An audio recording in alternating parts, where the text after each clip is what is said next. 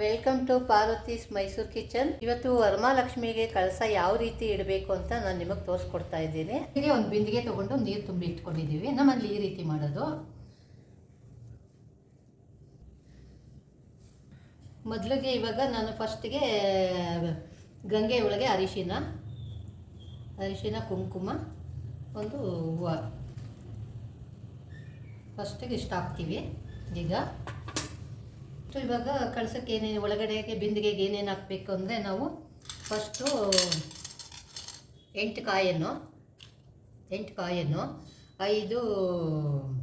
5 ಬಾದಾಮಿ, 5 ದ್ರಾಕ್ಷಿ, 5 ಗೋಡಂಬಿ, 1 ಒಣ ಖರ್ಜೂರ, ಮತ್ತು ದೇವಿಗೆ ಮಾಂಗಲ್ಯ, ಅರಿಶಿನದ ಕೊನೆ, ಇದೆಲ್ಲ ರೆಡಿ ಮಾಡಿ ಇಟ್ಕೊಂಡಿದ್ದೀನಿ. ಈಗ ಹಾಕ್ತೀನಿ ನೋಡಿ. ಅರಿಶಿನ,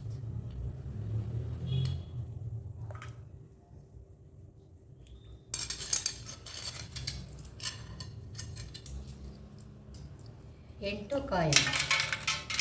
ಅಷ್ಟಲಕ್ಷ್ಮಿ ಇರೋದ್ರಿಂದ 8 ಕಾಯನ್ನು ನಾನು ಒಳಗಡೆ ಹಾಕಿದ್ದೀನಿ. ನಮ್ಮನೇಲಿ ನಾವು ಅರಿಶಿನ ಕೊಂಬು ಈ ರೀತಿ ಇಲ್ಲಿ ಕಟ್ಬಿಡ್ತೀವಿ. ಹೀಗೆ ಮನೇಲಿ ನಾವು ಅರಿಶಿನದ ಕೊಂಬು ಈ ರೀತಿ ಕಟ್ತೀವಿ. ಒಬ್ಬೊಬ್ಬರು ಮನೇಲಿ ಒಂದೊಂದು ರೀತಿ ಇರುತ್ತೆ. ಒಬ್ಬೊಬ್ಬರು ಅರಿಶಿನ ಕೊಂಬು ನೀರಲ್ಲಿ ಹಾಕ್ತಾರೆ. ನಾವು ಈ ರೀತಿ ಬಿಂದಿಗೆಗೆ ನಾವು ಕಟ್ಟೋದು. ಈಗ ಬಿಂದಿಗೆಗೆ ಏನೇನು ಹಾಕಬೇಕು ಎಲ್ಲ ಹಾಕಿದ್ದೀವಿ. ಈಗ ನೀವು ಎಲ್ಲಿ ಕೂರಿಸ್ತೀರ ಅಲ್ಲಿ ಒಂದು ಬಾಳೆ ಎಲೆ ಇಟ್ಟು ಅಲ್ಲಿ ಅಕ್ಕಿ ಹರಡ್ಬಿಟ್ಟು ಇಲ್ಲಿ ಮಾಡ್ಕೊ,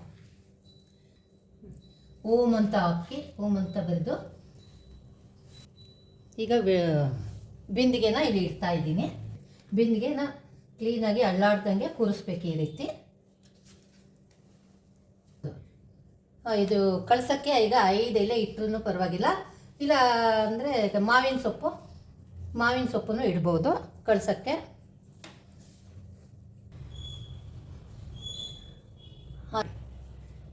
ಎಲೆ ಇಟ್ಟ ಮೇಲೆ ನೀವು ಕಳ್ಸೋಕ್ಕೆ ಕಾಯಿ ನೀವು ಚೆನ್ನಾಗಿರೋ ತೆಗೆದಿಟ್ಕೊಂಡಿರ್ತೀರಲ್ಲ, ಅದಕ್ಕೆ ನೀವು ಅರಿಶಿನ ಕುಂಕುಮ ನೀವು ಏನೇನು ಡೆಕೋರೇಷನ್ ಮಾಡಬೇಕಂತಿದ್ದೀರಾ ಅದೆಲ್ಲ ಮಾಡಿ ನೀವು ಈ ಬಿಂದಿಗೆ ಮೇಲೆ ಈಗಿದ್ರೂ ಪರವಾಗಿ ಕಳಸ ಇಟ್ಟು ಹಿಂಗೆ ಸೀರೆ ಎಲ್ಲ ಉಡಿಸಿ ಅಲಂಕಾರ ಮಾಡಬಹುದು. ದೇವಿಗೆ ಮಲ್ಲಿಗೆ ಹೂವು ಇಷ್ಟ ಅಲ್ಲ, ಹಂಗಾಗಿ ಈ ರೀತಿ ಮಾಡಿ ಚೆನ್ನಾಗಿ